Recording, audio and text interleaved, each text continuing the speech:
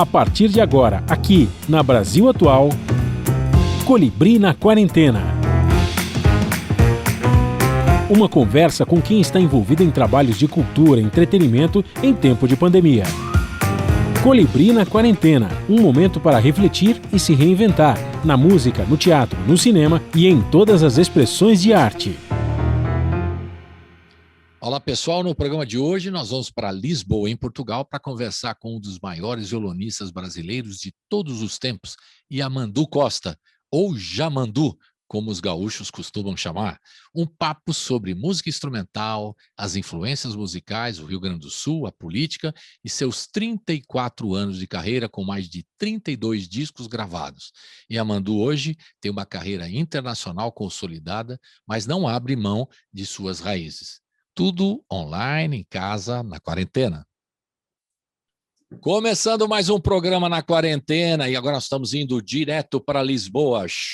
Chegamos em Lisboa e quem que a gente está encontrando aqui? O incrível Yamandu Costa. Yamandu Costa ou Jamandu Costa.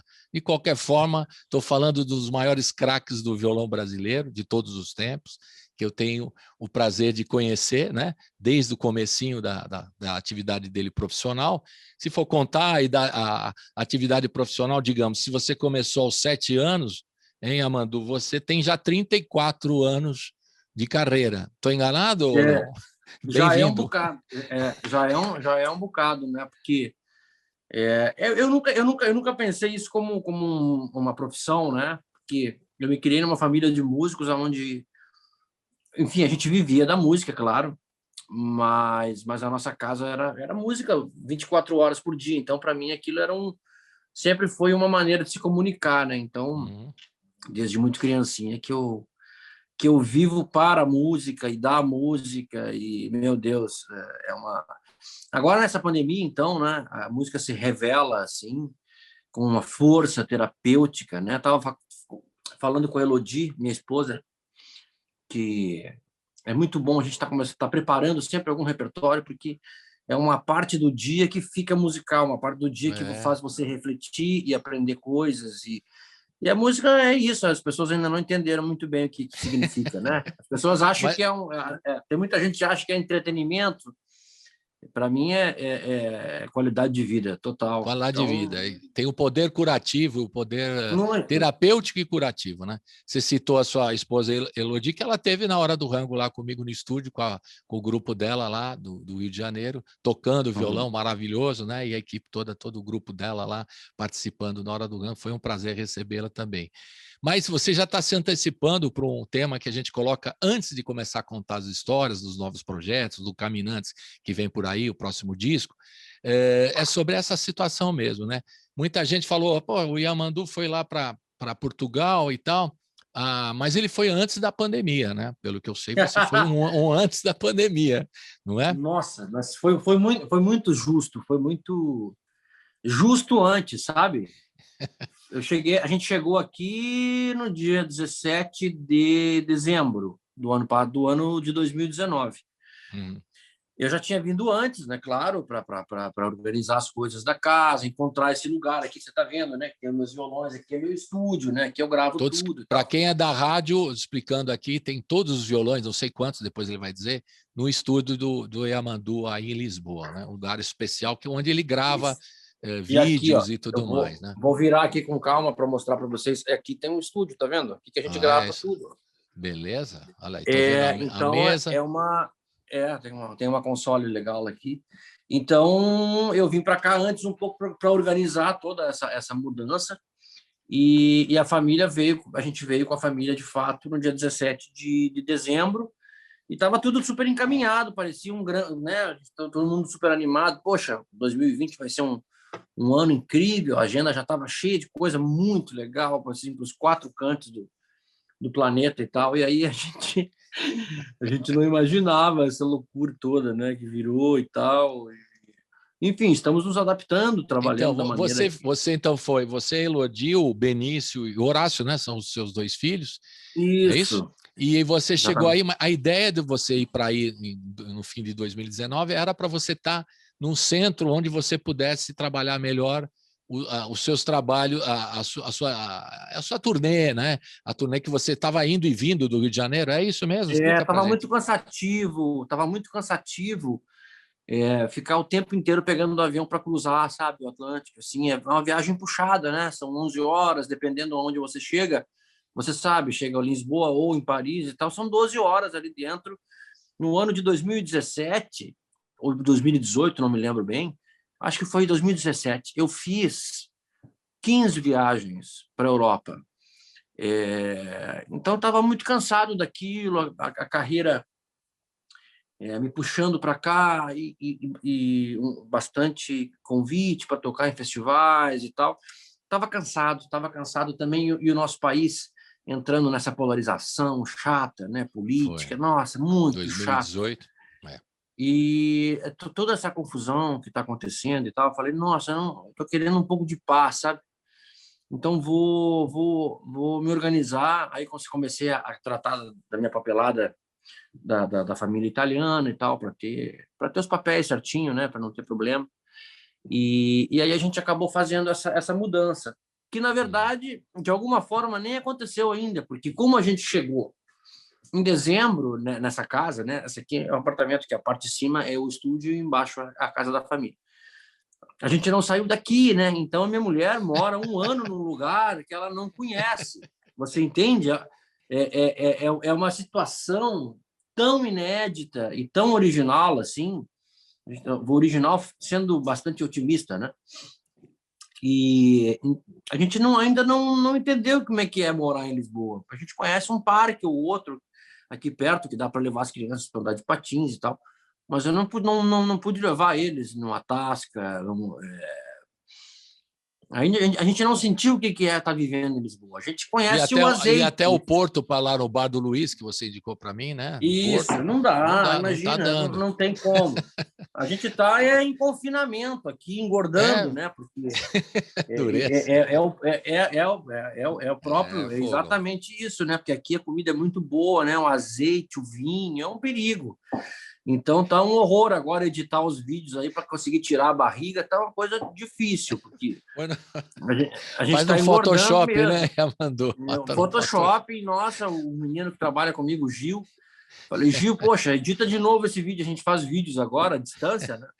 Edita esse vídeo aí, corta a barriga, que eu sou gordo, mas não sou tanto, assim. E as crianças, elas já estão na escola, Yamandu? Elas estão na escola? Estão na escola, estão se adaptando devagarinho. Agora a escola abre e fecha, dependendo da onda, né? Da pandemia, das olas, né? Uhum. Que eles chamam aqui da vaga, né? Vaga. Então, eles foram alguns meses. No início foi bem difícil. Você imagina, o Horácio fez 8 anos antes de ontem. Alfabetizar uma criança. Uma coisa que a gente não percebe, como eles falam aqui, perceber aqui, é entender. Né? Você percebe, que a gente não entende. Estou a perceber. O que não se percebe é que são outra língua mesmo, não é português como a gente pensa, não é o português brasileiro, não é o português angolano, é o português de Portugal. Então a gente o Horácio, que é o mais novinho, tá sendo alfabetizado, e é uma confusão, eles falam G, não é G, é G, e a maneira que eles juntam as sílabas e tal é uma outra língua, e ele está custando um pouco a conseguir alfabetizar direito por conta disso também, porque em casa a gente fala de um jeito e ele fala agora com essa coisa da internet, né, fazendo as aulas à distância, né, online. Ele fala com os professores que ensinam uma outra língua para ele, né? Uma outra maneira de ler. Não é piada, é verdade mesmo. Quem vai para Portugal percebe isso claramente. É outra língua. Eles pensam de outro jeito, né? Eu penso que então, eles gostam de usar. Eu penso que eles usam muito isso, sim. Né?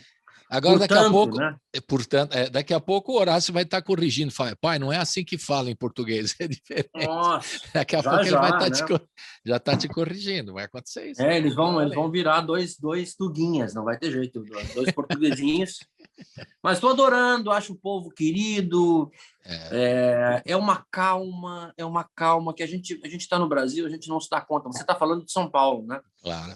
Gente, São Paulo é um lugar enorme, é muita gente, a dinâmica da cidade é uma outra coisa. Aqui, eu estou morando aqui há 1 ano e 4 meses, mais ou menos, eu não me lembro mais, eu não me lembro da sensação de pegar trânsito, eu não me lembro de demorar um dia inteiro para conseguir fazer alguma coisa na rua. As coisas são muito mais simples, é tudo muito pequeno, tudo muito perto. Então, você atravessa a cidade em 10 minutos de carro, você está do outro lado do rio, né? Está do lado de lá da ponte. Então, é uma vida muito mais tranquila, assim. Estou me sentindo no interior, assim, sabe? Estou me sentindo num lugar... uma paz mesmo, um silêncio para dormir. Estou adorando. E a ideia foi exatamente para você ter uma condição de trabalho, como você tem muita demanda aí na Europa, você ficar aí já, né, em Portugal, para poder circular mais facilmente nos circuitos de música e tal. Só que parou tudo, né? Você fazia show pra caramba. E aí? Agora o lugar mais distante que eu vou é o mercado, que tem aqui perto, umas 2 quadras, mais ou menos.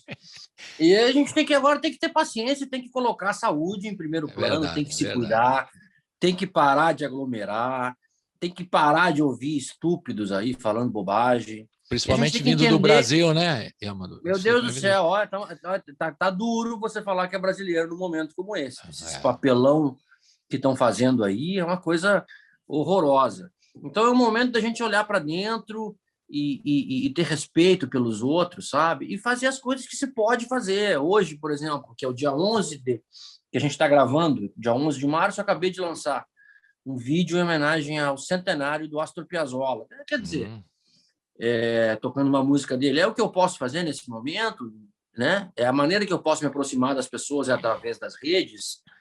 É isso que eu vou fazer, eu vou ter paciência, temos que esperar, temos que vacinar, vamos fazer o quê? É um momento que tô aproveitando para fazer coisas que nunca consegui fazer, né? Tendo aulas de inglês, e, enfim, ficando com meus filhos e enxergar sempre o lado positivo das coisas, se é que tem algum lado positivo, esse troço todo, né? Enfim, a gente se adapta, né? Acho que isso aí o ser humano é adaptável mesmo. E também poder estar com os filhos, né? Também, né? Você circulava para caramba o mundo afora, aí ia para o Japão, para vários lugares do mundo, aí as crianças estão crescendo. Agora você está mais próximo, né? Agora eu estou vendo eles crescer pela primeira vez, né? Então, e também a gente cria uma cumplicidade incrível, né? Que não era possível antes, né? Que bom. Daqui a pouco, não sei se eu não sei se vai voltar ao normal, né? Mas, enfim, as coisas vão voltar a acontecer, né? Depois que tiver aí uma imunidade um pouco mais, enfim, completa, a gente vai conseguir voltar a viajar, né? Enfim, é isso. É ter paciência e colocar a saúde, né, em primeiro plano. Agora, Yamadu, a turma aqui do Brasil, os músicos, né, ficaram muito impactados com tudo isso que aconteceu. Desde março do ano passado, já passamos exatamente 1 ano, né, aqui no Brasil especialmente, né? Aí na Europa começou um pouquinho antes, né? Mas a dificuldade de encontrar receitas, fórmulas para gerar receita, inclusive receitas e fórmulas para gerar receita. Então a turma tem vários tipos de artistas que ficam, desde os que ficaram deprimidos, claramente, né, com o momento. Alguns músicos amigos meus aí que pararam de tocar o instrumento, estou deprimido, não vou tocar mais. Ou aqueles que resolveram fazer hiperatividades na internet, fazer trocentas lives, e os que estão perdidos, né, nesse momento, ainda perdidos, e os que estão tudo ao mesmo tempo agora, que é o meu caso, por exemplo, que mistura tudo. E muita gente, né, em situação dramática, a turma que trabalha no apoio, você fez muitos shows e tal, a turma da luz, a turma do som, que a gente chama a turma da graxa e tal, passando por dificuldades terríveis. Meu Deus do céu, meu Deus.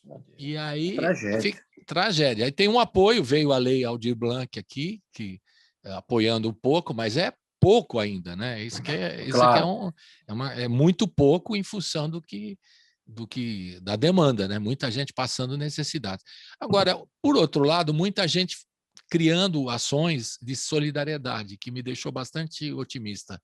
Não com o governo, que eu nunca tenho otimismo, que trabalham contra a cultura, né? O inominável, como eu chamo aqui, trabalha contra a cultura, mas, ao contrário, os músicos, a gente percebeu movimentos de solidariedade, uns ajudando os outros, fazendo projetos para ajudar os outros músicos, a turma da graxa e tal.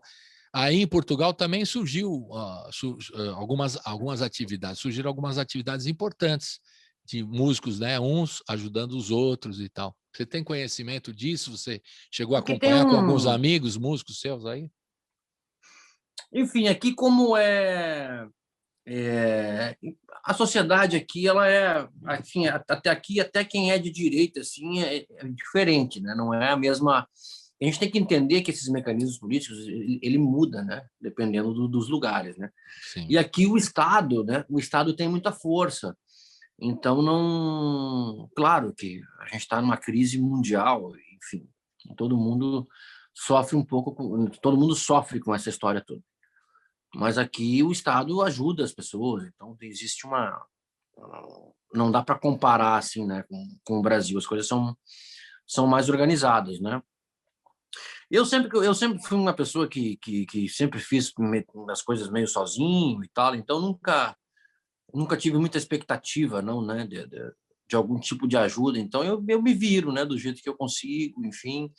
A sorte que a gente teve foi de ter arrumado essa casa aqui, que tem esse espaço aqui em cima, então volta e meia eu tô gravando lives, quase nada para o Brasil, engraçado, né?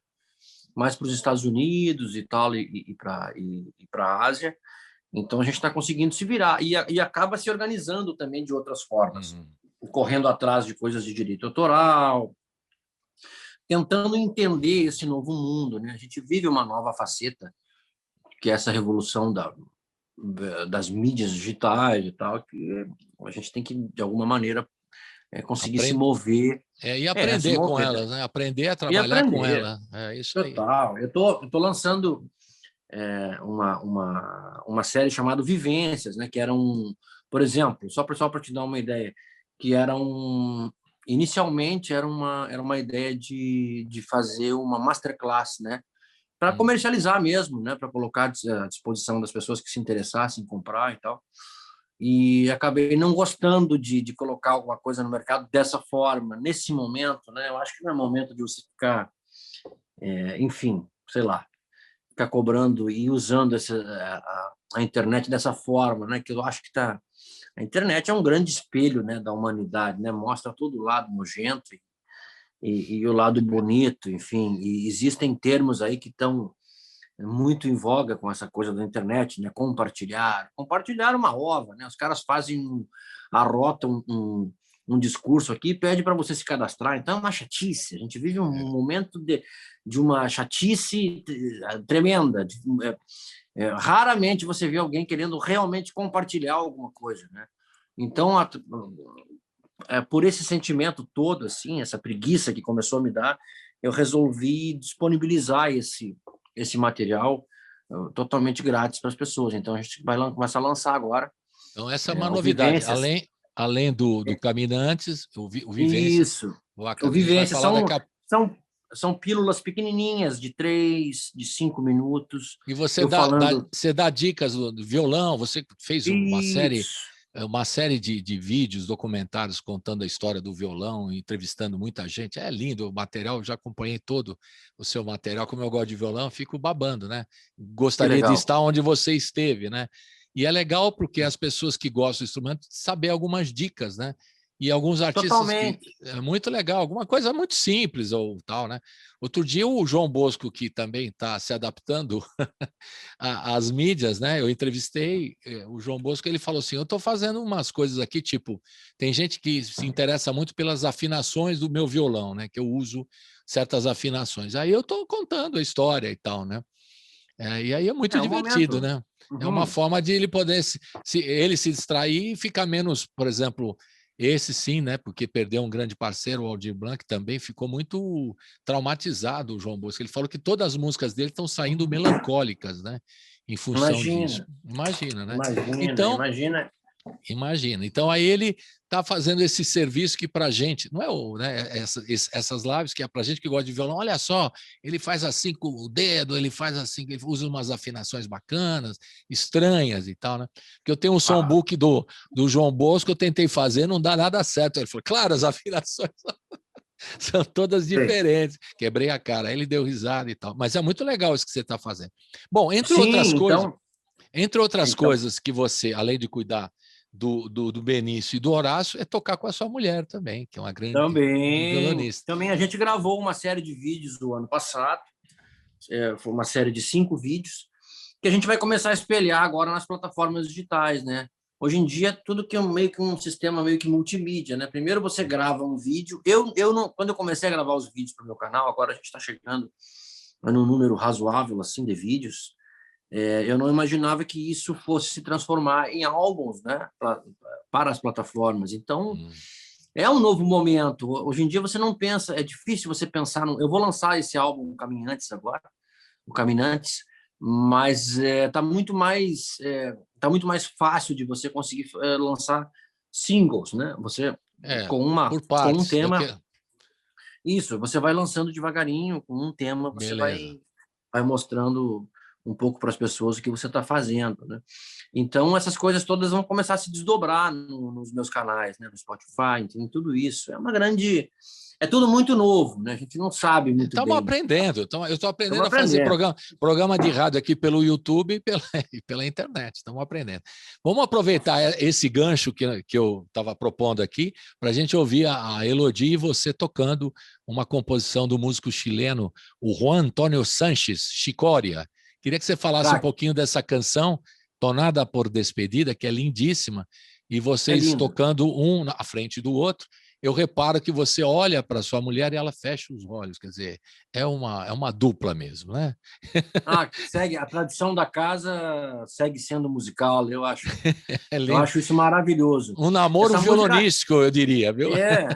Namoro de guitarras. Quando eu conheci ela, eu fiz uma suíte chamada Namoro de Guitarras. Tinha uns movimentos, o encontro das guitarras, depois e tal, enfim, eram 4 movimentos. E essa música já é um clássico novo do repertório do violão latino-americano.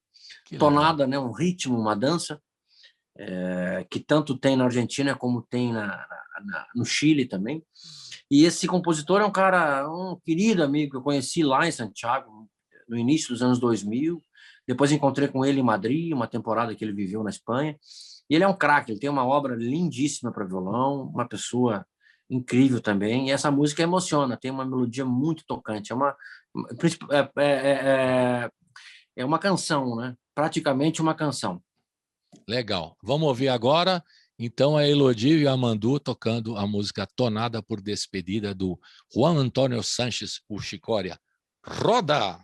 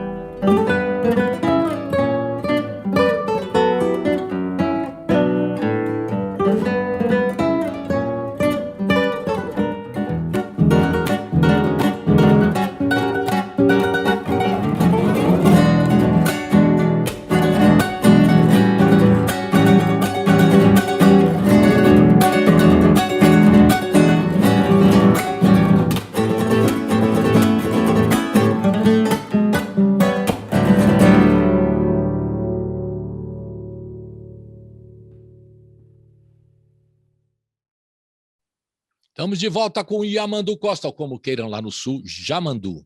Como é que é essa diferença, o Yamandu, Jamandu?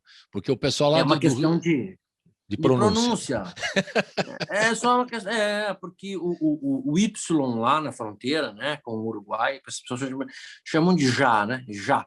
Então, o meu nome é muito comum no Uruguai. Quando você chega no Uruguai, Jamandu, não sei o quê, Jamandu Rodrigues, que foi um grande poeta que meu pai adorava. Jamandu Itabaré é um romance muito importante na literatura uruguaia e tal. Eram dois irmãos apaixonados pela mesma mulher e tal. Então, é um nome bastante usado ali no Uruguai. Meu pai adorava esse poeta, Jamandu Rodrigues. Foi o primeiro cara a escrever um libreto de ópera na América Latina. Era um intelectual da pesada, esse cara, esse uruguaio. E resolveu homenageá-lo dando o nome, né, ao seu segundo filho. No caso, sou eu, então é um nome bastante original que me deu bastante trabalho durante a infância, né, que as pessoas ficavam fazendo rima e brincadeira desagradável com a rima, né? Rima rica, Yamandu rima rica, pô! Assim foi o inferno minha infância com esse nome.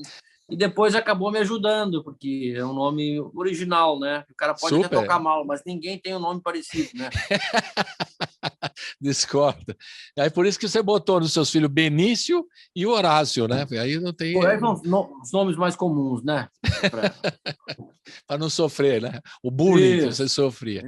Isso, mas bullying. O bullying. Agora, quando você começou, você já estava tocando 7 anos, né?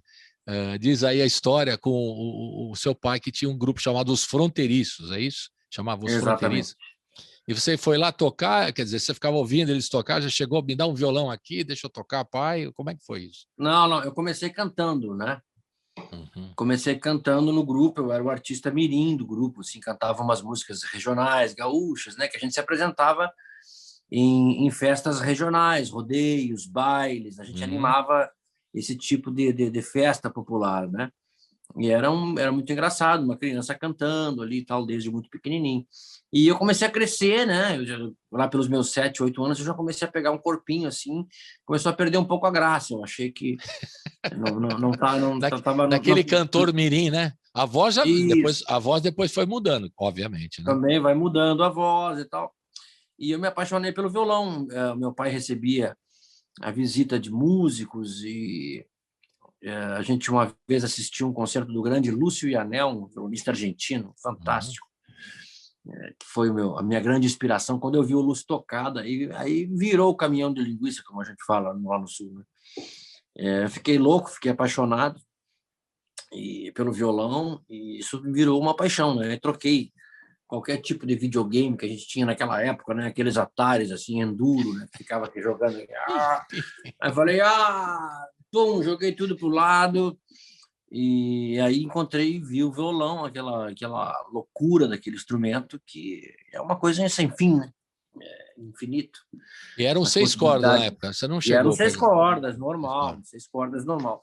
Eu comecei a me aventurar dentro desse repertório, né? De música regional gaúcha, ali daquela região toda fronteiriça. Estamos falando de Passo Fundo, né? Só para deixar. Isso. Estamos falando de Passo Fundo, a gente saiu, eu era muito novinho ainda, tinha uns 4, 5 anos. Isso já era Porto Alegre. Agora, a minha família era uma família de viajantes, né? De andarilhos, as pessoas, eles iam tocando e animando festas, a gente tinha um ônibus. Eu tive uma infância muito diferente, uma infância meio de cigano, assim, a gente viajava muito. Então, eu me apaixono pelo violão e começo a me dedicar a esse instrumento desde então, desde os 7, 8 anos de idade, que eu começo a perseguir o sonho de tocar esse instrumento direito, né? Que realmente não é nada fácil. É uma vida inteira. É difícil mesmo. Muito. E aí você nos Fronteiriços, você já então passou, depois de cantor, já não estava aquela graça, você já foi para o violão, você já estava fazendo violão no Fronteiriço. Isso. E aí comecei a desenvolver no instrumento, né? Tocando coisas muito diferentes e pelas andanças que a gente fazia, ia ouvindo outro tipo de música, ia aprendendo, e a coisa foi indo, foi enveredando para essa coisa de procurar uma maneira própria de tocar e começar a fazer minhas composições e tal, até que eu tive, lá com uns 18 anos, eu eu me mudei para São Paulo, né? Atrás do meu sonho. Aí cheguei em São Paulo, conheci músicos incríveis, Arismar do Espírito Santo, Proveta, Nelson Aires, foi um cara que me recebeu. Nossa, tão querido. A turma dos músicos, né, me adotaram em São Paulo na época, começaram a me dar oportunidade, principalmente para aprender, né, com gente muito generosa, Laércio de Freitas. Estou falando de uma turma seleta de músicos aí de São Paulo, né? Conheço todo. E aí cheguei em São Paulo, fiquei morando aí 1 ano, 2 anos, e depois me mudei para o Rio de Janeiro, e aí comecei a fazer a minha carreira. Eu tive o Prêmio Visa em 2001, que eu tive a felicidade... Opa, caiu aqui, perdão. Caiu, ajeita. Tive a felicidade de ganhar esse prêmio, e aí acabou mudando o caminho da carreira, né? Então, ali a gente segue. Eu tive o prazer busca. de vê-lo começando nesse Prêmio Visa, porque eu trabalhava para assessoria lá como jornalista no site da Visa, e a gente viu, acompanhou. Aliás, quando você começou a tocar, eu falei, esse já ganhou, pô. É verdade. Quem está do meu lado pode dizer, né? Quem estava do meu lado pode comprovar. Mas eu queria que você comentasse uma coisa. Você falou do Rio Grande do Sul, né? Porto Alegre, Passo Fundo e tudo mais. Uma coisa que você comenta sempre, que eu acho legal, é a questão do Brasil, às vezes, dar as costas para a América do Sul e a América Latina em geral, né? Por que tem esse preconceito? Não vocês no Rio Grande do Sul, como disse lá o Vitor Ramil, né, por exemplo, que é um amigo nosso aqui, que pesquisa, né, a música fronteiriça, a música das fronteiras, né, que ele, quando esteve conosco, explicou e tudo mais, né, o Vitor e tal. Por que o Brasil ou os brasileiros dão as costas para a música tão rica, que você sempre ressalta e coloca os ritmos, né, gaúchos e uruguaios, argentinos, enfim, de toda a América do Sul? Por que isso acontece? A cultura nossa é snob, porque a gente fala português, eles falam espanhol. Por que acontece isso? Mas eu acho que isso é um fenômeno que acontece na América Latina de um modo geral, sabe? Não é nem só com o Brasil, não. A gente tem vergonha de ser o que é, né? Então, a elite é uma fotografia disso, né? Uhum. O brasileiro, assim, né? Como é que é? O emergente brasileiro, ele entende que ele é o sudaca e cucaracha e latino quando ele vai para Miami. Ali ele entende. Uhum. Quando ele é tratado como latino-americano, né? E que ele entende que ele também é latino-americano. Então, quer dizer, é uma síndrome de vira-lata, sabe? É terrível, que atrapalha muito. Então, o cara acha o Paraguai menos, né? Se o cara soubesse a riqueza que tem a cultura do Paraguai, aquele lindo país que fala uma língua sonoramente rica, um povo tão querido, tão amoroso, tão profundo, sabe? Todos que os manteve países, o Guarani como língua oficial junto com o espanhol, né? Que então, isso é incrível, né? O Paraguai faz incrível, coisa mais linda do mundo. Então, toda essa polarização que está existindo política no Brasil é a fotografia disso também. As pessoas não têm paciência para esse assunto. Isso é coisa sabe, de maconheiro, sonhador, músico, sabe? Esse povo aí e tal, não sei o que, essa ignorância que tomou conta do Brasil. Uma pena, né? Uma pena. Claro que enfim, é um tamanho da população, né? Grande, infelizmente. Mas isso aí passa tudo sempre pelo crivo da educação, né? As pessoas não têm noção nem do que representa, nem do que é. Então é muito difícil você né? As pessoas ficam procurando esse estereótipo americano. Se eles soubessem o problema que é aquele país, de viver naquele país, aquele sistema, né, do sonho americano. Eu vou todo ano, tenho turnês americanos. Aquilo lá é uma confusão, é um exagero de comida, de desperdício de lixo, sabe? Aquilo está longe de ser como é que se fala? Um exemplo de alguma coisa. Aquilo lá é o exemplo a não ser seguido. Aquele exagero, né? Então, a nossa cultura se volta mais para olhar os Estados Unidos, a Europa. Total. Agora, vocês que preservam a música do Rio Grande também, né, como tradição e tal, vocês sempre tiveram mais acesso à coisa do Uruguai, Argentina e tal. O resto do Brasil... É mais pela questão geográfica mesmo. É mais pela questão geográfica também, né? E ali existe uma dicotomia no Sul também, que é uma coisa muito louca, né? Você vê que esse perfil assim da direita se encaixa muito dentro do caudilho, né? O gaúcho, ele começa como uma personagem inclusive falam que a origem também da palavra às vezes pode ter ligação com o francês do gauche, né, de esquerda, o cara rebelado, o cara que é das planícies, né? Então ele começa como um libertário e depois ele se encaixa dentro do modelo do caudilho da direita, extremo, assim, extremo. E é uma coisa que a gente vê isso muito no Rio Grande do Sul, não é à toa que toda essa situação política tem muita força, essa nova situação política tem muita força nesses lugares mais conservadores, né? Então é meio que um contrassenso, assim, né? É verdade. A figura do gaúcho, né? Quando você vê aquele cara a cavalo, né? Poxa, esse cara é um libertário, um sujeito misturado com castelhano ali, não sei o quê. Nossa, ali está o ninho. É o ninho do conservadorismo, é uma pena, assim. Eu fico... assim, e o centro de tradição gaúcha, o que você acha? Tem no mundo todo. Eu acho muito importante. Eu acho muito importante o CTG, acho muito bonito. Quando você pega os caras que fundaram aquilo, né? O Barbosa Lessa e o Paixão Cortes, por exemplo, 2 caras muito importantes né, na história do Rio Grande do Sul. A primeira ideia deles é muito linda, né? Depois o que isso vai se tornando, né? Porque as coisas elas têm um processo um caminho, né? Que as coisas podem muito bem se desvirtuar e tal. E aí tem muitos exageros, né? Caretices de indumentárias. Meu Deus, meu pai era um sujeito que lia, né? Um cara culto e tal. Então, meu pai foi proibido de entrar em CTGs porque estava de alpargata. Aí tem regras, umas bobagens, umas coisas. Que não pode ir alpargata, ele está no CTG. Pensei que pudesse. Não pode, tem que estar de bota. Tem que estar de bota. Aí você tem que estar de bota. Aí você entende, né? Aí você entende, claro, que quem é que tinha dinheiro para usar bota, né? Era o dono da fazenda, o peão lá, né? O peão que fazia o trabalho braçal da fazenda só podia ter alpargata. Então, aí você vê o conservadorismo dentro também desses sistemas todos. É uma coisa muito polêmica, assim.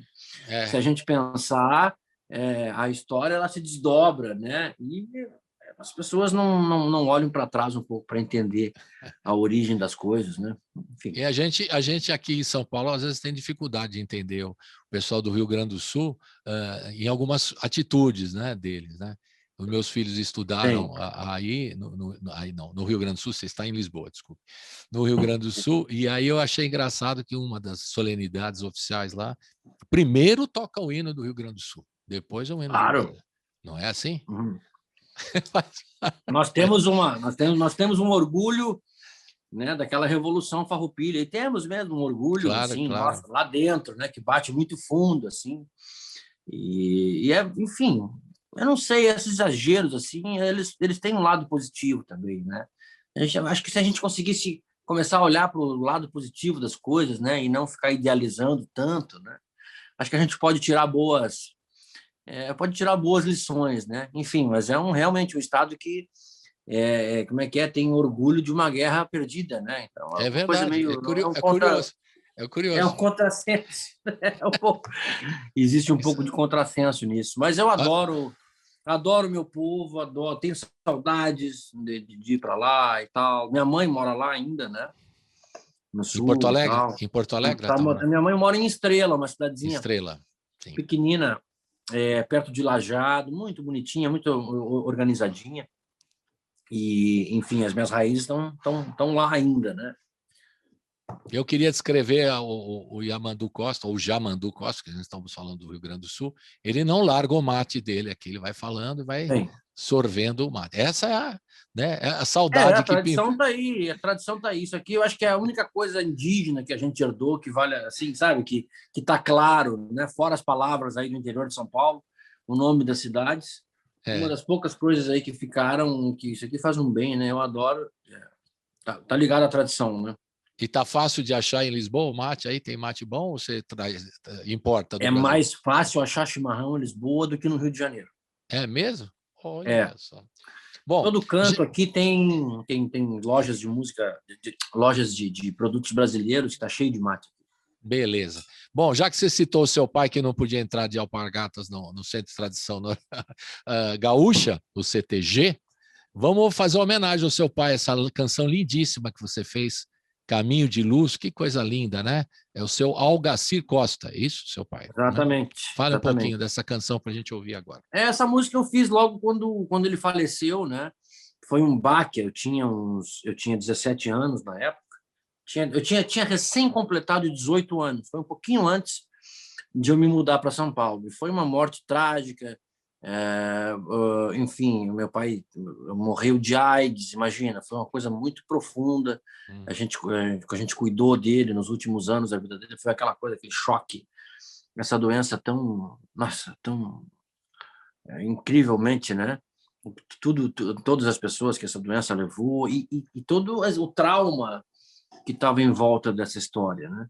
Então, logo que ele faleceu, eu fiz esse termo e tal para ver se mandava alguma energia boa, né? Nem que fosse para mim mesmo, mas é uma música. Como a música sempre ajuda a gente a viver. É linda, né? Então, é linda. A gente está falando que a música é terapêutica e curativa, ela é mesmo. E você fez, quando você fez para os outros sentem quando ouve, e foi para você mesmo também, né? claro, homenageando o seu pai, tem tudo a ver. A ligação tá estreita aí, né? Vamos ouvir então. Verdade pura.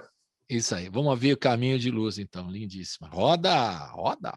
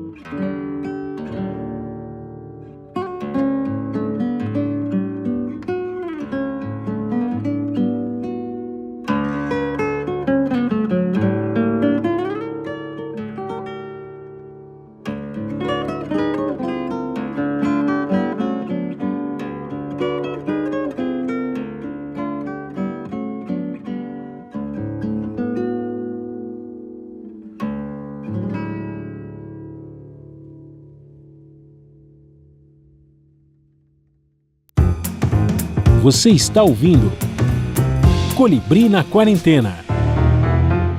De volta com Yamandu ou Jamandu Costa, diretamente de Lisboa, tomando seu mate tranquilamente, porque aí em Lisboa tem mate, mais do que no Rio de Janeiro, segundo o próprio, certo? Vamos seguindo aqui contando as suas histórias, né? Tem tanta história. E o que eu achei mais legal, que eu acho, além da sua carreira, que é brilhante, né? Não precisa dizer, todo mundo fala, né? Eu até lembrei hoje do Tom Jobim, né? Esse é um craque, né? O Tom Jobim, quando gostava de um cara, não sei se você teve contato com o Tom Jobim, mas não deu tempo. Mas meu se você Deus, tivesse, ele adoraria. ia falar assim: esse é um craque. Ele gostava, era um grande elogio. Não era para qualquer um que ele falava isso, não, né? Sim, sim. Então você é um craque. E, além disso, você tem uma coisa muito legal, que é uma curiosidade para trabalhar a história do seu instrumento também, né? E você fez uma série lindíssima, buscando saber as histórias do violão, documentários. Como é que você sempre teve essa vontade de conhecer a história do instrumento, viajar pelo mundo para entender os 7 cordas? Aí eu Você sabe acompanhei. como é que... Diga. Você sabe que o tempo vai passando e a gente que vive em volta do nome da gente, esse personagem profissional que a gente cria, né? Uhum. Você rapidamente começa a enjoar da tua cara, né? Você começa... Nossa senhora, né? Você pode ter... Normalmente o artista tem aquele ego grande que até muitas vezes é muito positivo, né? Porque te dá, assim... como é que se fala? Te sustenta, né? Para seguir, né? Dentro dessa... para continuar olhando... Isso, vai inflando, né? Você vai inflando, a autoestima, né? A autoestima vai inflando. Isso, autoestima. Só que chega um momento que enche o saco, você não se aguenta mais, né? O que acontece? Você começa a reparar, eu comecei a reparar nas viagens que muito além né, do êxito, do tal do sucesso que todo mundo quer, né? Muito engraçado, as pessoas não sabem nem o que é, mas querem, né? Eu comecei a reparar que muito mais interessante do que eu eram as coisas que aconteciam, né? As pessoas que me recebiam, as culturas que me recebiam, os lugares e tudo mais. Então eu fiquei pensando, meu Deus, por que eu vou fazer isso? Eu vou começar a dividir com as pessoas que gostam do que eu faço essas experiências. E eu sou um cara muito curioso, gosto muito de aprender e tenho essa até obsessão assim por culturas, né? Como tango, o jazz manouche, o flamenco, músicas que me encantam e tal. Falei, poxa, a guitarra portuguesa, né, o fado, enfim, a música colombiana, tudo isso. Então eu comecei a fazer um programa chamado As Histórias do Violão. Uhum. O que é Histórias do Violão? É uma maneira de você colocar luz a tudo isso que acontece, né? Que está muito além da tua vivência artística e tal. É o que realmente acontece de uma maneira informal. Eu queria colocar uma coisa no ar realmente que fosse muito de uma maneira muito natural, assim, sem ter uma direção, sem nada disso. Eu queria roteiro livre. Isso, o que acontece, sabe? Real mesmo, uma coisa que esteja acontecendo de fato. E tem sido muito prazeroso poder estar colocando esse conteúdo na internet, sabe? As pessoas aprendem, você engaja o teu público, as pessoas entendem que a generosidade é o único caminho, né? De você aprender e de se relacionar bem com as pessoas, né? Então, tudo isso está impresso dentro dessa vontade de dividir com as pessoas as histórias do violão. A gente já tem 11 episódios, né? Depende muito, não tem uma minutagem certa, não existe um padrão para as histórias do violão. Podem ser muitas histórias. Agora, aquele dos 7 cordas era outro documentário, que tem 2. Os 7 cordas eram 7 vidas em 7 cordas. 7 vidas em 7 cordas. Não deixa de ser que foram 7 programas, né? 7 programas de 50 minutos cada um, que a gente começou indo para a Rússia. As histórias do violão não deixam de ser um projeto inspirado também no 7 vidas em 7 cordas, que foi justamente o que a gente começou a fazer. Eu entrevistei vários violonistas brasileiros, né, no 7 vidas em 7 cordas, e o primeiro episódio foi passado na Rússia. E você fala que tem os 7 cordas na Rússia, né? Porque a gente estava Sim, descobrindo parece... a origem dos 7 cordas, por exemplo, né? Que a gente estudou no choro e tal. A gente sabe alguma coisa, lembra do Dino, né? O Orondino Silva, que começou a tocar, mas tem experiências anteriores, Tucci, né? Se não me engano, outros caras. Uhum. Você que é o mestre disso aí vai poder explicar melhor. Mas, de repente, a gente descobre lá que já tinha lá na Rússia também. Como é que é? Tinha, um elo... É muito louco isso. Um elo perdido, assim, né? E continua lá, né? É uma tradição de um violão que tem um repertório enorme e lindo, só que tem uma outra afinação, parece uma afinação mais parecida com a viola caipira nossa. É uma afinação diferente, que dá também uma digitação, uma sonoridade do instrumento diferente. Então, existe uma coisa lá única dessa região. Teve um compositor que foi preso, eu acho que ele é meio anarquista. Ele foi preso, mandaram ele para a Sibéria e mandaram ele com esse violão para a Sibéria. E lá ele compôs a obra dele, nessa prisão. Olha. E é um compositor, eu não me lembro o nome agora, é muito complicado a gente decorar aqueles nomes, né? Mas quem assistiu esse episódio que está lá no meu canal do YouTube, chama-se Herança Russa, vai poder entender melhor o que eu estou falando. E também vai poder ouvir um pouco... né, eu entrevistei várias pessoas lá e tal, e aí começou a se desdobrar essa minha vontade de continuar investigando não só sobre o violão russo, mas sobre o último episódio que foi lançado, acho que uns 10 dias mais ou menos, é um episódio dedicado à guitarra portuguesa, que é um instrumento tão único, né? Beleza também. E a guitarra portuguesa e a cultura do fado. Então, eu convidei amigos, músicos geniais aqui. Isso já no Histórias do Violão, né? Isso já no Histórias do Violão. Então, tá ali no canal para as pessoas. Agora, Yamandu, os 7 cordas no Brasil, quando é que ele aparece assim? Que você pega esse instrumento, né? Que você falou que começou com 6. Você foi para o 7 inspirado em quem e quem eram as figuras e como é que é a história do 7 no Brasil, rapidamente? Eu fui para o 7 inspirado no Rafael Rabelo, né? O Rafael Rabelo foi um ponto de ligação muito importante para esse instrumento. Quando a gente fala do 7 cordas, é um instrumento que está crescendo no mundo, né? Se você pensar. Hoje você vai na Argentina, está cheio de 7 cordas. Você vai no Chile, você vai no Peru. A América Latina está cheia de 7 cordas. Eu vi no Japão também, no Clube do Choro. Também tem em todo canto, cada vez mais. É um instrumento muito interessante.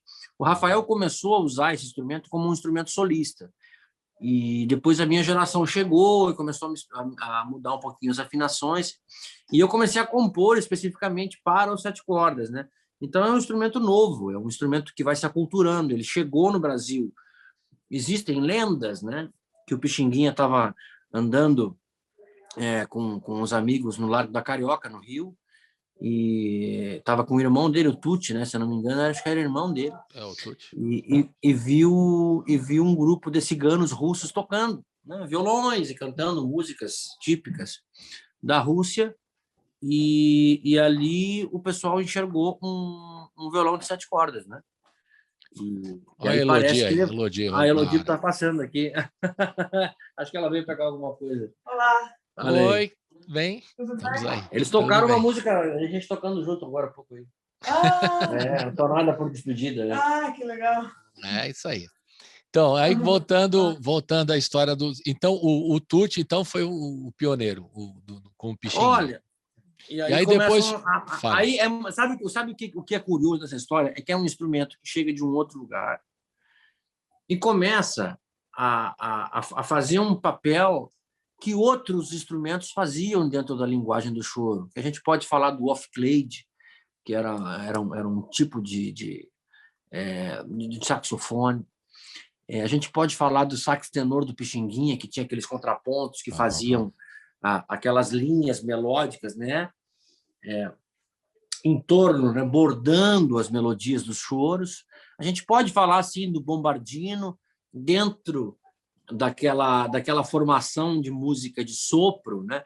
Que é um instrumento também que fazia aquela bordadura, né? Que fazia como é que se fala? As interseções e as ligações das partes das músicas, né? Então, o 7 cordas ele vem de um outro lugar e assume um papel dentro do regional de choro de um instrumento de contraponto, né? muito inspirado falavam a baixaria, né? O baixo, né? Isso, baixaria, são as baixarias, né? As conduções e tal, as baixarias de ligação, né? Das partes, das músicas e tal. As obrigações que o pessoal fala no mundo do choro. Aqui tem uma obrigação, aí é uma frase que você tem que fazer em determinado momento certo, né? Tem as obrigações. É muito legal essa coisa da escola do choro. E aí o Dino é o cara que... Aí o Dino é o cara que cristaliza a linguagem, mas aí ele cristaliza a linguagem desse instrumento, do específico violão de 7 cordas de aço, né? Que é esse instrumento que não fica só no choro, vai para o samba também. Nossa Senhora, aí você vê, né, até hoje nos sambas enredo e dentro desse mundo do samba, Roberto Ribeiro, Clara Nunes e tal, aí é Dino, né? Gravou tudo. Depois apareceram outros caras geniais, o Valdir Silva, o Walter Silva, tanta gente talentosa, meu Deus. E vem um menino, nasce um menino na década de 60, que se cria dentro desse universo, que é o universo do choro, o universo do samba, da música brasileira do Sudeste, daquela força toda. E ele se cria dentro desse caldeirão de coisa, completamente alucinado pelo Dino Sete Cordas. Verdade. Esse menino. Quem era esse menino? Rafael Rabelo. Do grupo Os Carioquinhas. Yamadu, isso, ele tinha 13 anos, ele foi um cometa. Exatamente. Ele tinha uma propriedade musical, né? Intelectual, musical, fora dos padrões, né? Então ele era um músico... Eu vi ele garotinho mesmo, com os Carioquinhas, e também tocando uma vez com o Galo Preto no Botafogo, no Rio, quando a gente do Clube do Choro estava fazendo uma ponte com o pessoal do Rio, aqui em São Paulo, no Rio. Então a gente ia para lá conversar e tal. E ele já tinha uma postura de um violonista solene, né? Era engraçado o jeitão dele, desde garoto. Já nasceu velho. No bom sentido, sabe? No bom sentido. Ele de já compreender o som, né? Ele tinha uma maturidade para tocar, uma coisa assim, uma calma, os fundamentos assim, que eu acho que eu vou aprender com 60 anos, ele já tinha. Se eu vou conseguir aprender ainda, não sei se vai dar tempo. Já conseguiu, já você levou os 7 cordas um outro patamar, na minha opinião, mas isso eu acho. Cada um tem a sua, cada um coloca o seu tijolo, né, na construção dessa obra, né? Você já colocou o seu, fique tranquilo. Você está com quanto? Você fez agora 41, né? 41. Então, já colocou, e colocou bem. Botei ali tinha um tijolinho meio quebrado ali, mas tá bom. Discordo. Enfim, vamos ouvir. Aí esse instrumento, a gente está falando aí de 60, né? 60, quando o Rafael nasce em 60.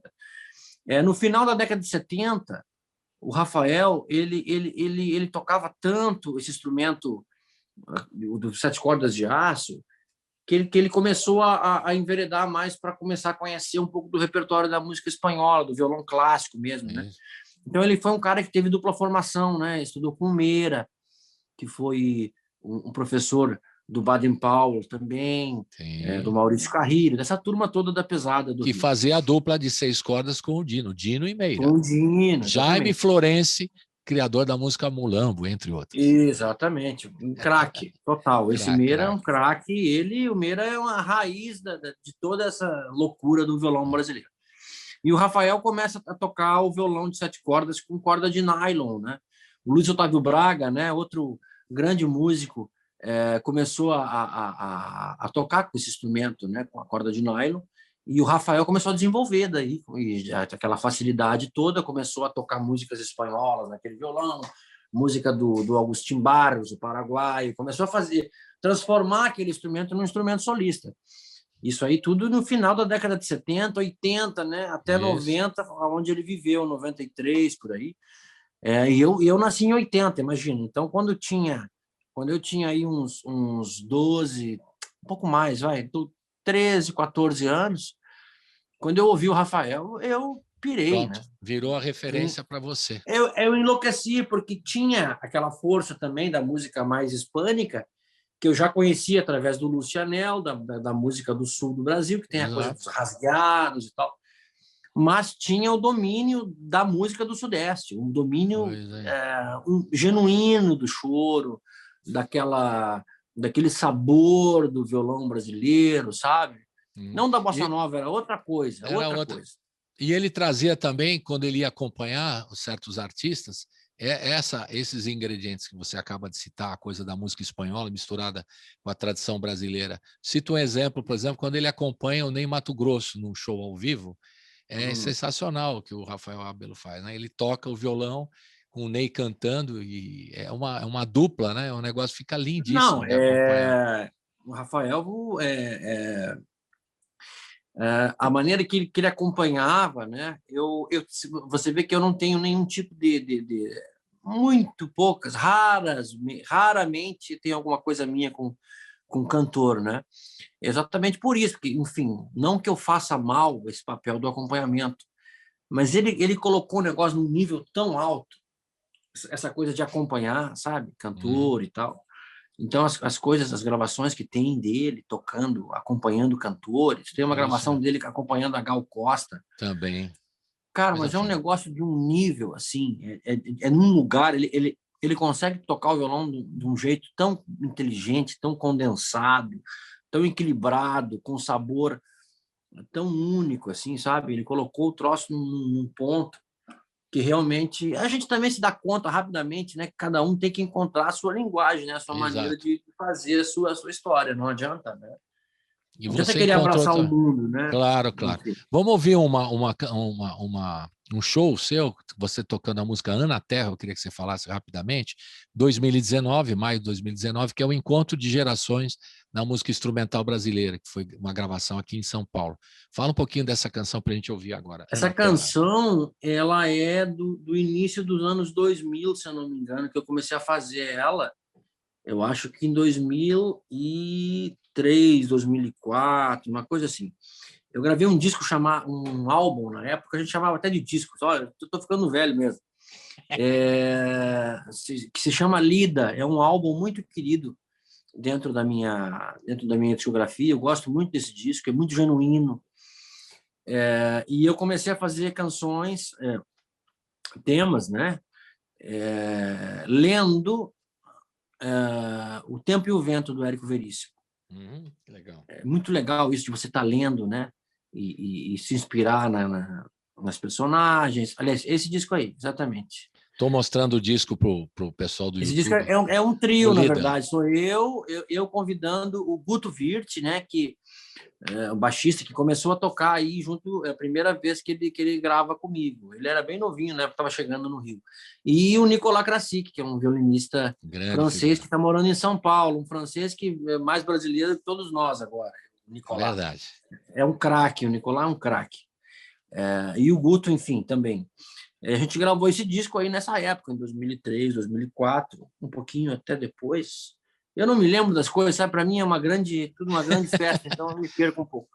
Mas a Ana Terra é em homenagem a essa personagem do Érico Veríssimo. Claro, Ana Terra do Érico. O líder é de 2007. De 2007, tá aí, 2007. Estamos aqui para conferir tudo. Isso, obrigado, eu me perco. E essa música, ela é inspirada numa partezinha quando ele começa a descrever a Ana Terra, ele começa a falar do lugar em que ela vivia.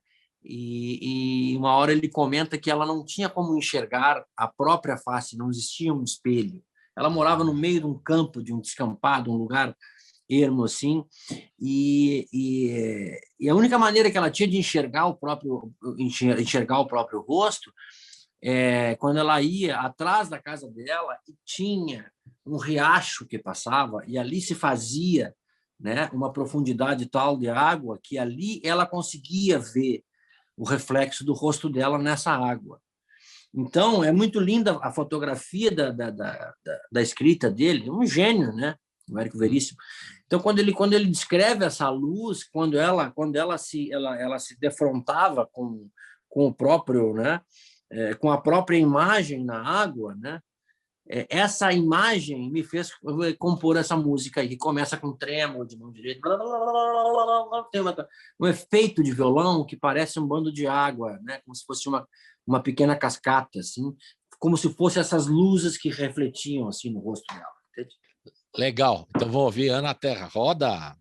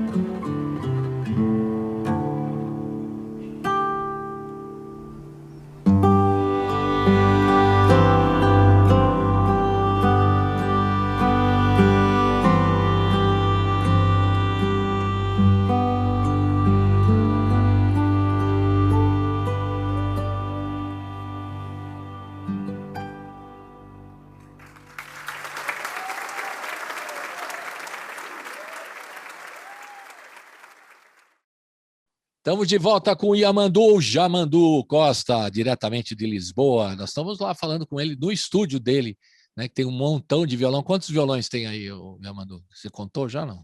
Não sei, não contei. Tem alguns aí, tem. Mais de 10, com certeza. Vida, né? É uma vida conhecendo luthiers e acabei fazendo a minha própria coleção, né? Tem alguns bem usados, outros não tanto. Pois é, porque violão é sempre uma... Além de você pesquisar a sua curiosidade jornalística, investigativa, de descobrir histórias do violão e tal, dos 7 cordas na Rússia e tudo mais, você também procura saber a produção do violão, né? Os luthiers, as figuras que produzem, que criam violões, né? Que montam e que constroem violões, os luthiers, para dizer a palavra. Sim, tem um dos episódios das histórias do violão passado na Espanha, né, com o luthier Vicente Carrilho, que é um parceiro que eu tô tendo agora. Estamos fazendo instrumentos com uma assinatura, né, minha e tal. Então ali tem um episódio que explica como é que é a construção do instrumento, passo a passo, né, super legal. Legal. E tal. Então é um mundo mágico, né, um mundo mágico e muito subjetivo, porque nem eles sabem o que pode acontecer, né?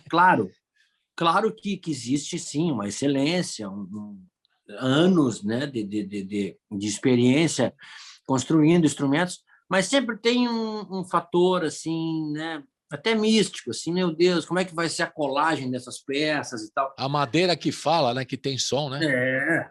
A madeira tem som, né? Imagina. Madeira tem som, né? Imagina agora, quantos anos, né? Quantos anos, né? Cada veia daquela madeira é um ano. Pois ali está escrito o DNA do ano, se o ano foi mais seco, se foi mais úmido. É muito lindo, é mágico. A luthieria Você é apaixonado pela luthieria e também pelo violão para tocar e como construção, né, como luthier. No Brasil nós temos bons luthiers já, você poderia citar alguns que você acha que estão fazendo um trabalho bom de violão? Eu não sei como é que uma profissão tão, eu acho assim, tão lúdica e tão... Não é uma profissão que é muito difícil você ganhar dinheiro com isso. Eu não sei como é que uma profissão dessa consegue crescer tanto. Assim. Tem luthiers jovens, assim, novos, músicos que estão virando luthier. O Aguinaldo Luz, aí de São Paulo, está fazendo violões e bandolins. Ele é um grande bandolirista. Nossa, toca muito bem. E está fazendo instrumentos lindos. Já tem um super luthier que se chama Samuel Carvalho.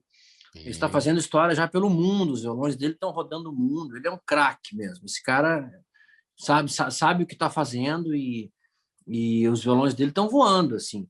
E é uma profissão incrível. Na América Latina inteira, na Argentina, você vai, quantidade de violão bom que tem. Nossa, é incrível. Eu sou louco com isso. E não tem mais aquela história que só os bons violões eram da Espanha. Antigamente tinha essa história. Olha, os caras têm uma tradição, né? É bom que se diga, claro, né? Mas não tem mais isso. Não. Essa coisa não existe mais isso.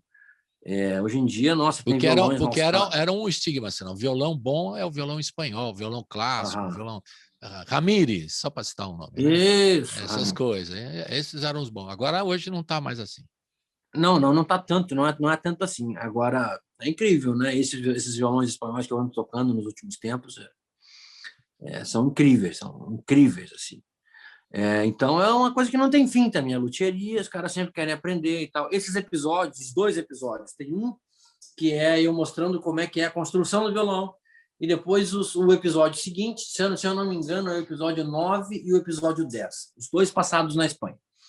E o episódio seguinte, né? A construção do violão é um episódio de eu indo buscar os instrumentos. Aí eu testo os violões numa igreja, numa cidade charmosíssima, na província de Cuenca, até perto de Madrid. Então, numa igreja uma igreja muito, muito velha, com uma acústica muito bonita e tal. E aí eu mostro os instrumentos lá e toco um tema e tal. Então, a gente sempre empurrando sonhos, né? Que delícia, né? Poder fazer isso. Existe ainda a tradição da escola espanhola de música, de violão, que às vezes não aceita, e é muito fechada, não aceita o violão mais popular, existe ainda existe, esse outro tabu. Assim como existe os puristas no choro, em outras, também tem na música do violão, especificamente. Eu me lembro, por exemplo, que a turma da escola do Segovia, por exemplo, não admitia Paco de Lucia. Veja só que absurdo. Então... Mas olha, como se fala lá no Rio de Janeiro, o pessoal fala, chato e capim tem em todo canto. E aí tem o seguinte, né? Tem as fronteiras, né? Aí tem os homens fazem as fronteiras e os pássaros cruzam por cima, né? Então não dá muita bola para isso, não, né? Esses purismos são muito chatos, né? E essa certeza, né? Essa certeza, né? De não, porque é assim que se faz e tal. Esse autoritarismo, isso é uma caretice, é uma chatice. É verdade. Agora, Yamandu, eu queria que você falasse um pouquinho dos seus parceiros. Você gosta de tocar com muita gente. Eu já vi no palco, claro, você sozinho tocando, mas você parece ter um prazer, e não, isso é, claro, inegável, de tocar, de estar convivendo, de tocar com o Hamilton de Holanda, de tocar com o Walter Silva, que você já fez discos também, que você citou, várias figuras. E tem uma figura emblemática, maravilhosa da música brasileira, que você fez uma parceria, uma dupla que ficou marcada. A gente, pelo menos, sentiu assim, um encontro fabuloso, você e o Dominguinhos. Né? E eu queria saber qual foi a importância do Dominguinhos para a tua vida, para a tua carreira, nesses encontros e despedidas. Mas olha só, o Dominguinhos se encaixa muito na continuação dessa conversa. Quando a gente fala do autoritarismo e da caretice, né? Isso. Das escolas, né? O Dominguinhos foi o cara que mais me ensinou coisas e nunca me falou nada verbalmente. Tocar com ele era um ato de respeito e de generosidade tão profunda. Ele tocava contigo, tirando o teu melhor, mas principalmente pela generosidade natural que ele tinha, sabe? De enxergar nas pessoas o lado bom das pessoas, o lado que constrói, o lado que é positivo e tal. Então, ele foi um cara que me ensinou isso. Mas ele nunca me deu um conselho, sabe? Nunca teve uma chatice do lado. Ele não chegou a falar, acho que você tem que fazer assim, sabe? Nunca. Nada. Ele só fazia e eu tentava imitar. Ele fazia e estipulava um nível no negócio que eu tentava imitar. Até hoje, de vez em quando, eu não fico vendo as minhas coisas, não tenho paciência, né? Porque eu só fico vendo o defeito, né? Mas, de vez em quando, eu vejo algum vídeo com ele, por exemplo, e me sinto muito, muito, muito atuante, assim, tocando com ele, sabe? Eu fico, assim, com preguiça do meu ego ali, às vezes, fica um pouco exagerado a minha presença. Mas, enfim, é um registro de um tempo, né, de um menino, eu tinha ali 24, 25 anos, de um menino completamente fã, apaixonado, né, pela música e pela maneira que ele tocava, pelas composições, tudo, enfim. Quantos discos você fez com ele? Dois? A gente fez fez 2 álbuns. E foi foi mais perto do fim da vida dele, né? Ele já estava se tratando, ele teve uma cirurgia que ele fez, que ele adiou a cirurgia para gravar esse disco, o primeiro disco, na verdade, esse aí. Esse disco aí, quando a gente... Estou mostrando aqui para a turma do rádio, gente, eu estou mostrando a capa do disco do Yamandu mais Dominguinhos. É muito especial, nossa senhora. E quando a gente gravou esse primeiro disco, na última faixa, é o encontro da Prenda Minha com a Asa Branca, né? A gente quis fazer essa alusão, porque é um gaúcho, né, um nordestino e tal. Um gaúcho pernambucano. E a gente queria fazer essa junção, né, da Asa Branca com a Prenda Minha. E a gente ouvindo esse último tema no aquário do estúdio, ele ficou super emocionado. Nossa, ele começou a chorar no estúdio, tá? Fiquei super emocionado. Nossa, não imaginava que ele tivesse tão feliz com aquele momento. E ele falava de você também, ó, do jeito que você está falando. Quando eu entrevistei, eu perguntei sobre você numa entrevista que eu fiz com ele, né? Ele falou muito de você também. Curiosamente. Depois eu vou mandar para você essa gravação, você vai gostar. Ah, eu quero. Vamos ouvir faz uma falta. É um cara maravilhoso. São figuras que fazem falta, né? Realmente a vida fica mais bonita com determinadas pessoas, né? Exato. E ele faz uma falta danada.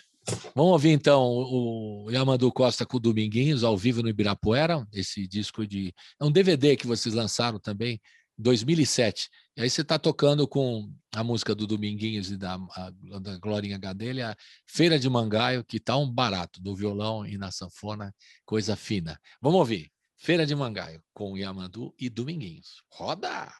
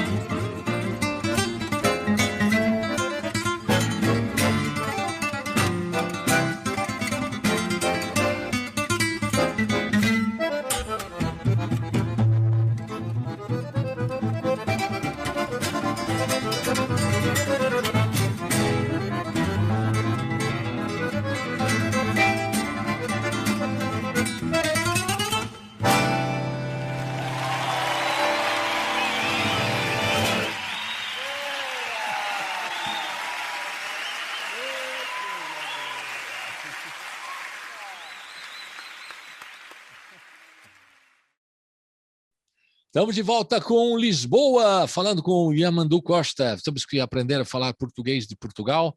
Você já tem todas as expressões, estava brincando, né, que seu filho já está fazendo se alfabetizando aí em Portugal e tal. Você já você ainda esbarra em alguma coisa? Não, eu assim, percebo melhor, né? Eu percebo melhor. Mas não é fácil, é uma outra maneira de pensar. Você pega o comboio, o elétrico, não é isso? Vou tomar uma Imperial, né? Imperial é um chopp e tal. Enfim, você começa a entender, né? Mas às vezes não, às vezes você vai resolver algum pepino pelo telefone e, nossa senhora, aí você percebe que não entende nada, né? É uma confusão. Enfim. Yamandu, você não calculou, você não falou quantos violões você tem, mas eu calculei quantos discos, pelo menos, você lançou. Eu acho que foram mais de 32 discos. O cálculo exato eu não tenho. Você tem mais, né? Não estou falando de participações, só coisas suas, né? Eu acho que tem uns 40 discos, mais ou menos. Então, por aí. Porque tem os que saíram pelo Brasil e os que não saíram também, os que foram produzidos fora do Brasil também. Muita coisa, né? Tem muita coisa. Tem DVDs, tem muita coisa que tá em gaveta ainda. Tem muita coisa que ficou para trás. Tem um disco meu com a Nana Vasconcelos ao vivo. Olha! Eu tenho que trabalhar nisso. Nossa, tem muita coisa. Então, vamos falar. Você falou que tem o Caminantes, que vem por aí, e também os Vivências, né? Que é uma série de vídeos que você está lançando. E, é claro, os documentários que estão aí vão ser apresentados na televisão. Aqui, o História do Violão já está aqui no Brasil, para a gente acompanhar na TV, também tem, já está passando. Está no Music Box Brasil. Está no Music Box Brasil. Está nos aviões da TAP também. Opa! As histórias do violão. Claro que agora não é um momento muito bom, né? Mas vamos falar um pouquinho do disco lançado. O cara é azarado mesmo, quando consegue um troço desse aí. Nada. Em 2020 você lançou o disco, né? Um EP, EP não, um álbum, Festejo, não é isso? Isso, esse disco é muito especial. E tem uma música Bolero Doce que eu queria ouvir, mas eu queria que você falasse um pouquinho desse trabalho do Festejo, como é que foi? Porque tem toda uma orquestração, né? Nossa, você no violão, Festejo, mas você chama... Fale aí. Eu conheci um músico há muitos anos atrás, ele se chama Marcelo Girão. E ele é um multi-instrumentista, muito talentoso, incrível, incrivelmente talentoso, toca muito, ele é pianista, né? Principalmente pianista, mas toca flauta, saxofones, e toca tudo bem, bandolim, violão, meu Deus, é uma loucura o talento dele. E eu mandei uma faixa uma vez para ele de brincadeira, ele foi me visitar no Rio, depois eu mandei uma ideia musical para ele e ele colocou uma instrumentação assim improvisada em cima. Na época eu estava fazendo uma turnê nos Estados Unidos, eu estava no Texas nesse dia, em Austin, e ele me mandou uma prova de uma música com essa instrumentação. E aí eu liguei para ele naquele entusiasmo, eu gostei muito da música, da gravação e tal. Aí eu falei, Marcelo, vamos fazer um disco assim, cara. Você é meu convidado. E aí eu organizei com ele os detalhes da gravação e a gente começou a produzir à distância. Eu mandava as faixas para ele e ele me devolvia com a orquestra, né? Então eu fui atrás do repertório que eu queria, que eu sonhava, emprestar uma homenagem à música latino-americana, mas a música latino-americana mais caribenha, dessa outra ponta da América Latina. Que é legal também. Que eu sempre fui muito distante, porque eu sou ali do sul, do chamamé, do tango e tal, né?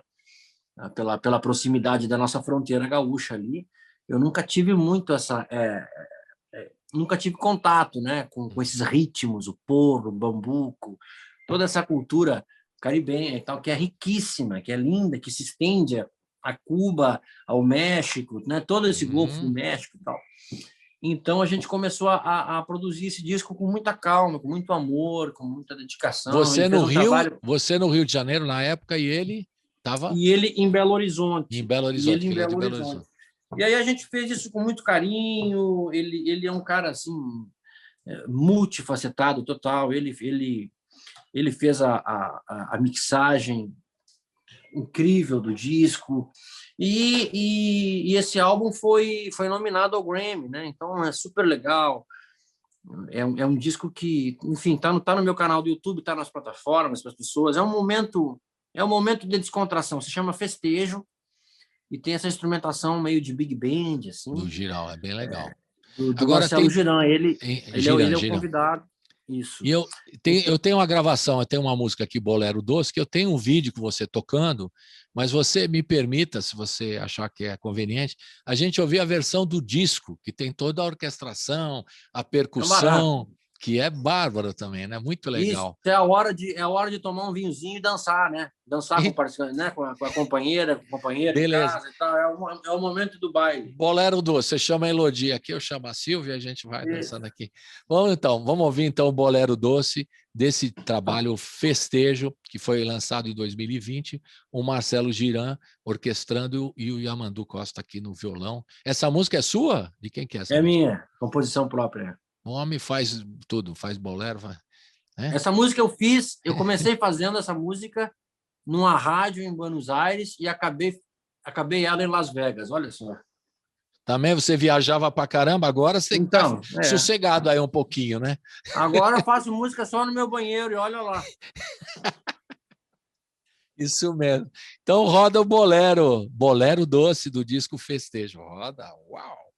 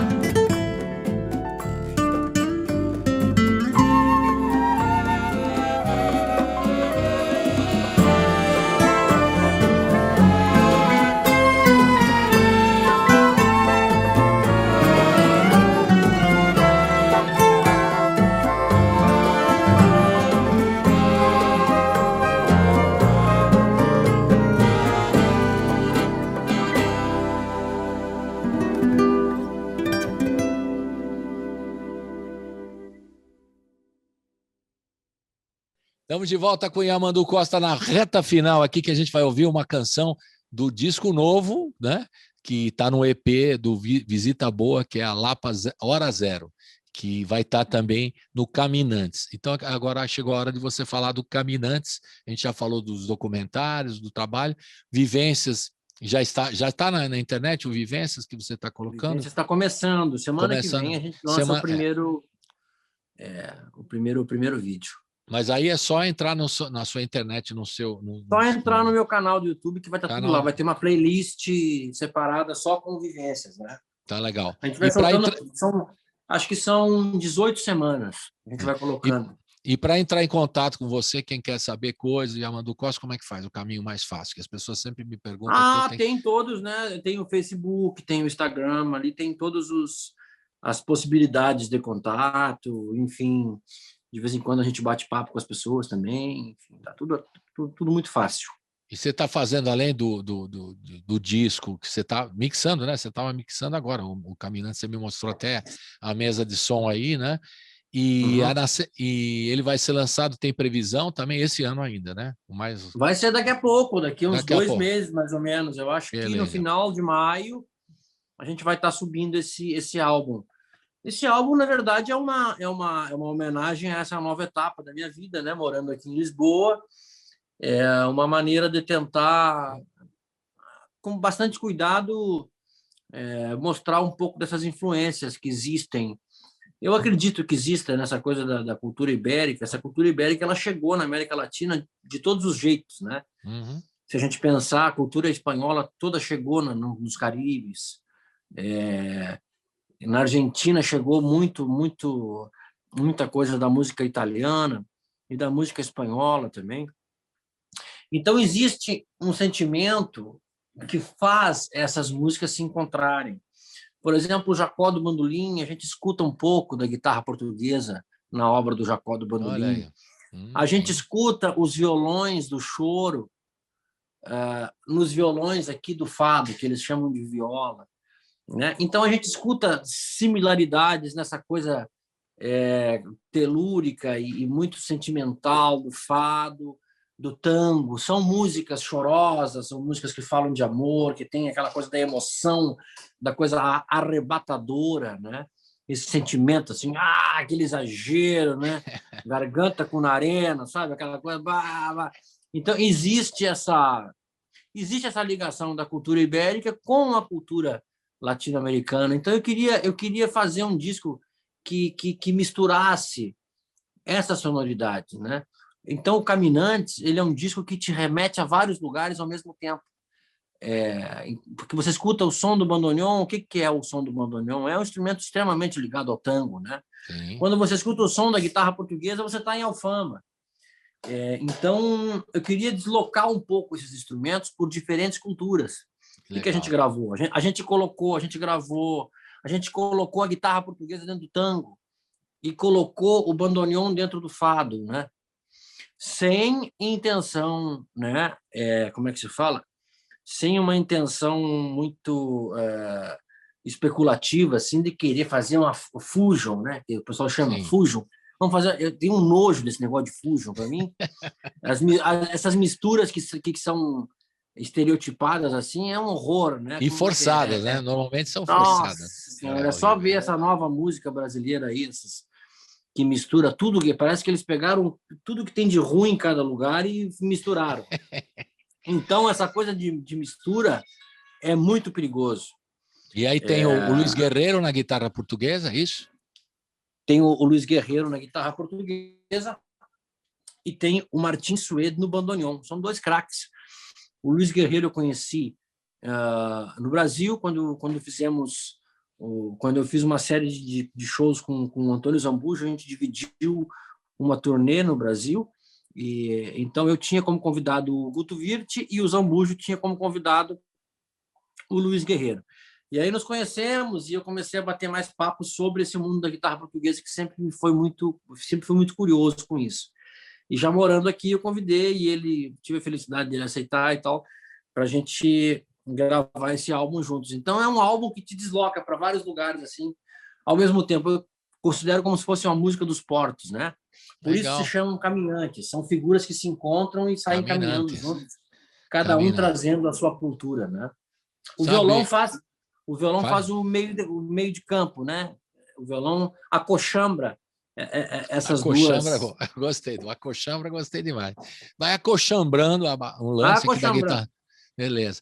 E eu estava procurando, eu pensei que o disco já tinha sido lançado, né? Aí eu procurei na internet. Caminantes, é um grupo de cúmbia.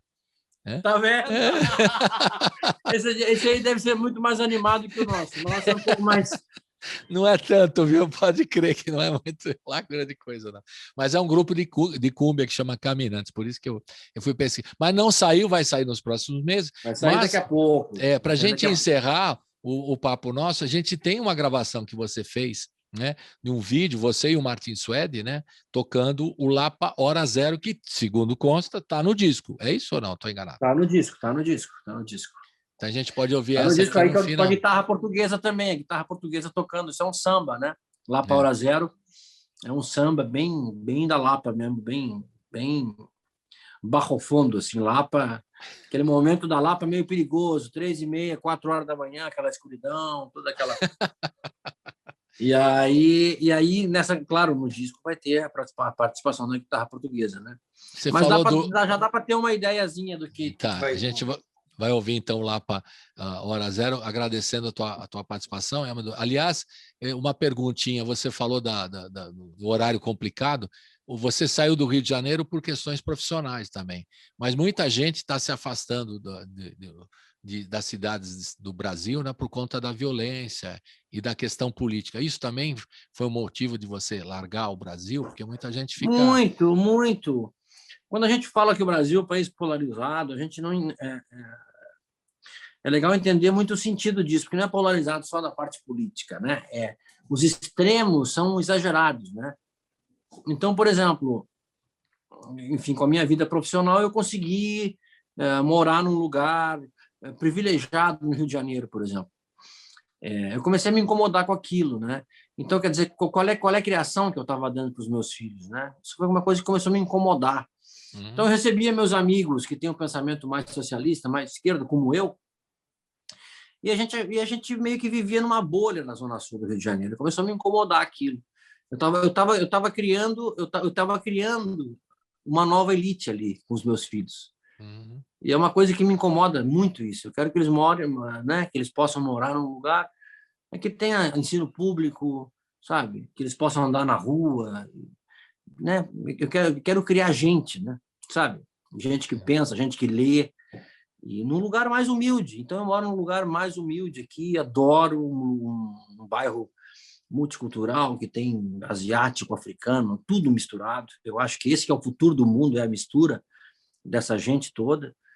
Então, foi um pensamento mais ideológico mesmo, e estou muito feliz com essa minha escolha. Muito triste com o que está acontecendo com o meu país, né? A gente vê de longe, assim... É difícil encontrar uma luz no fim do túnel, né? Mesmo que se tenham novas eleições e que daqui a pouco, como deve ser, né, um país democrático, daqui a pouco a esquerda volta ao poder, mas não interessa, isso não interessa. Esse clima ruim vai continuar aí por muitos anos, né? As coisas que são fundamentais não estão em primeiro plano. Então, isso é uma pena, né? Bom, você estava falando dos motivos, né? Tivemos um probleminha técnico aqui, mas você estava falando dos motivos que você foi para Lisboa aí, que não são os problemas só profissionais, mas também pessoais, né? Da família e tudo mais. Por favor, você estava concluindo. Sim. Não, então, foi uma escolha que eu considero muito acertada, ainda mais nesse momento, né? Que está todo esse clima muito chato político no Brasil e tal. Então... começou essa baixaria tão grande assim que quando o nível começa a ficar muito baixo, eu me retiro da conversa, né? Então, foi mais ou menos que uma saída, assim, sabe? Saída pela esquerda. Que eu, estratégica. Uma saída estratégica, né? A saída francesa, como a gente fala isso no Brasil, não sei porquê, né? Saída francesa. Enfim... É isso, é um momento da vida, nunca se sabe. Mas a gente vai ter você aqui depois da vacina, você vai voltar a se apresentar aqui, a gente vai, claro, né? Não pode, né? É o que a gente espera. Estamos aguardando. E também espero você, como a Elodie já esteve no estúdio da rádio, né? Você participando aí com os ouvintes também, a gente batendo um papo, que vai ser muito gostoso se você puder ir também. Depois da vacina e depois que as coisas estiverem melhores aqui para o lado do Brasil também, né? É isso aí. Exatamente. Olha, foi um prazerzaço. A gente vai ouvir agora o Lapa Hora Zero, você e o Martin Suede, né? Que ainda não é do disco, mas é uma prévia do disco, digamos assim, que está no EP Visita Boa também, essa canção, não é isso? Isso, exatamente. Então, um grande abraço, muito obrigado pela entrevista. Abraço virtual. Vamos dar um abraço virtual aqui. Pronto. Até a próxima. Saúde para você, Yamandu, para a família. Igualmente, tudo de bom. Para as crianças, todas. Felicidade. Tchau. Tchau.